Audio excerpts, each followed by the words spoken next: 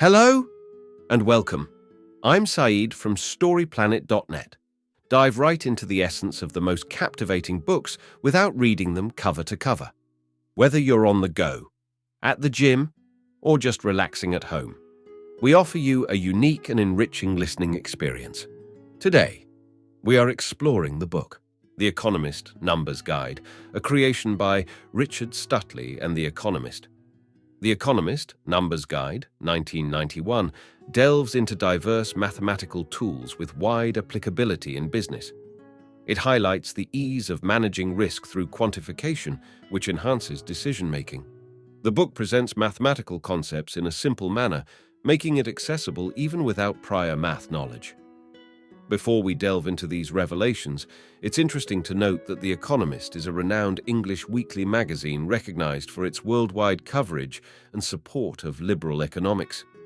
The Economist Numbers Guide is one book in a series that also features the Guide to Analyzing Companies, Guide to Financial Markets, and Guide to Management Ideas.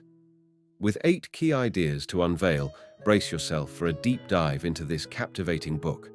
On StoryPlanet.net. To start, learn how to effectively manage numbers in various business situations. The Economist Numbers Guide provides non-mathematicians with useful mathematical tools for business problem solving, including creating forecasts, making decisions in uncertain situations, and avoiding incorrect conclusions from data. Key idea number 1. The text lightly discusses the concepts of percentages and rounding. It may cover how to calculate percentages and how to round numbers to the nearest whole number or a specific decimal place. This information helps understand how percentages are used and how numbers are rounded in various contexts. Understanding basic mathematical concepts is crucial for various everyday situations, especially in business contexts.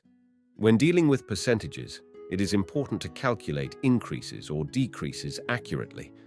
For example, a 70% increase results from subtracting the initial value from the current value and dividing by the initial value. Beware of common mistakes like misinterpreting percentage changes and inaccurately rounding numbers, as these errors can lead to incorrect results. Be cautious of situations where a percentage increase, followed by the same percentage decrease, does not return to the original value but leaves you worse off. Understanding percentage points versus percentage change is also essential to avoid confusion. Rounding numbers correctly is a practical tool to simplify calculations, but it must be done after performing calculations to ensure accuracy. Key idea number 2. Key points. Interest rates and inflation are closely linked. When inflation increases, central banks may raise interest rates to control it. High interest rates can help reduce spending and borrowing, thereby slowing down inflation. Conversely, low interest rates can stimulate borrowing and spending, which may lead to higher inflation. Balancing interest rates and inflation is crucial for maintaining a stable economy. Understanding how interest rates and inflation affect investments is crucial.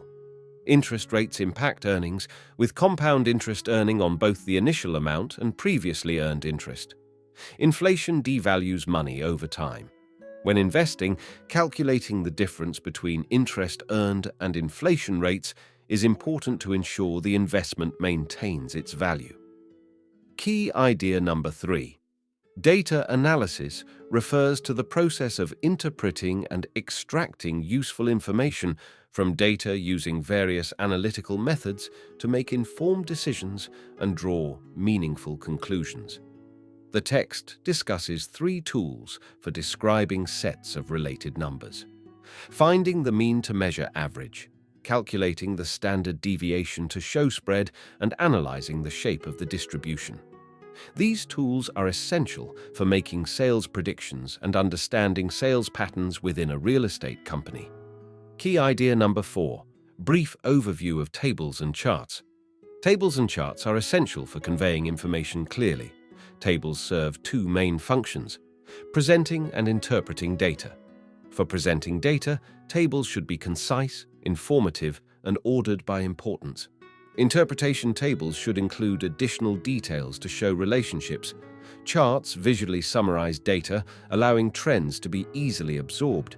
However, charts may sacrifice accuracy for visual appeal and can sometimes be misleading in simplifying complex data, potentially concealing significant fluctuations or trends. Key idea number 5. Predicting future trends or outcomes based on analysis of historical data and current conditions helps in making informed decisions and planning for the future. Forecasting in business is crucial for decision-making, and it can be done through 3 main approaches: subjective forecasting based on intuition and experience, extrapolation of past trends by projecting trends into the future, and causal modeling based on cause and effect relationships using tools like regression analysis. While none of these methods guarantee certainty, a sound forecast often involves a combination of these techniques. Key idea number 6. The text addresses the topics of sampling and hypothesis testing. Sampling is a vital statistical tool used across various disciplines, including business, to draw conclusions about a larger population using a smaller representative sample. By understanding the parent population's characteristics, such as normal distribution, mean, and standard deviation, one can confidently infer information from a sample. Hypothesis testing further strengthens decision-making by allowing businesses to make informed choices based on statistical evidence, reducing the risk of incorrect decisions made on incomplete information. Key idea number 7. The text does not provide specific information to be summarized. If you can provide more details or context, I would be happy to help summarize it for you. Decision-making in situations involving uncertainty or risk can be approached using various techniques. In the example of King Burgers deciding between a big or small restaurant, different strategies were considered. Optimistic King aims at maximum profit. Pessimist King avoids loss by not making changes. Average King chooses based on average returns, and Hurwitch King weighs average returns by probabilities, ultimately deciding to open a small restaurant due to a positive weighted average return. In conclusion, understanding mathematical tools enables forecasting trends, analyzing data, and presenting findings effectively. Mastering these skills enhances decision-making abilities and boosts confidence in their application. Thank you for listening to this summary. If you enjoyed this exploration, we invite you to discover other fascinating books on storyplanet.net. Don't wait any longer. A multitude of books, stories, and knowledge await you there. See you soon on storyplanet.net.